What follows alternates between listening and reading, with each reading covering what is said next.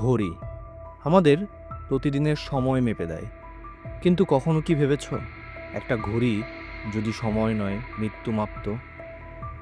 ঘটনাটা ঘটেছিল 2007 সালে চট্টগ্রামের পাহাড়তলির এক পুরানো বাসায়। বাসাটা 50 বছরের পুরানো ছিল।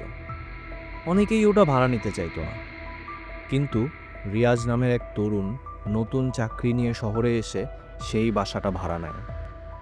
সবকিছু ঠিকঠাকই চলছিল, তবে একটা জিনিস রিয়াজ খেয়াল করে। বাসার ড্রয়িং রুমে একটা প্রাচীন কাঠের দেয়াল ঘড়ি ছিল, যেটা সে বন্ধ করতে পারছিল না।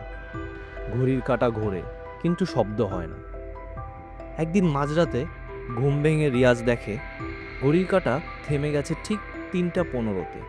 সে তখনও ভাবছিল হয়তো ব্যাটারির সমস্যা। পরদিন অফিস থেকে ফেরার পথে ব্যাটারি কিনে আনে এবং ব্যাটারিটা বদলে দেয়। কিন্তু আবার সেই রাত, ঘড়ির কাঁটা থেমে গেল ঠিক 3টা 15-তে। এবার রিয়াজের একটু ভয় লাগলো।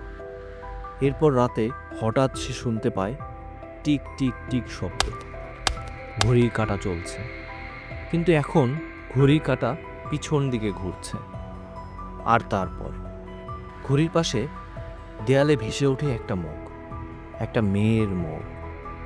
তার চোখ ছিল ফাঁকা, মুখে শুধু একটা বাক্য, তুমি সময় থামাতে চেয়েছিলে, কিন্তু সময় তোমাকে থামিয়ে দেবে। পরদিন সকালে রিয়াজকে তার রুমের ভেতর মৃত অবস্থায় পাওয়া যায়। মুখটা যেন আতঙ্কে শক্ত হয়ে গিয়েছিল। আর ঘড়ির কাঁটা এখনও 3টা 15-তেই দাঁড়িয়ে। আজও সেই ঘড়ি কেউ স্পর্শ করে না, কারণ ঘড়িটা এখন শুধু সময় নয়, কার মৃত্যু হবে তা বলে দেয়।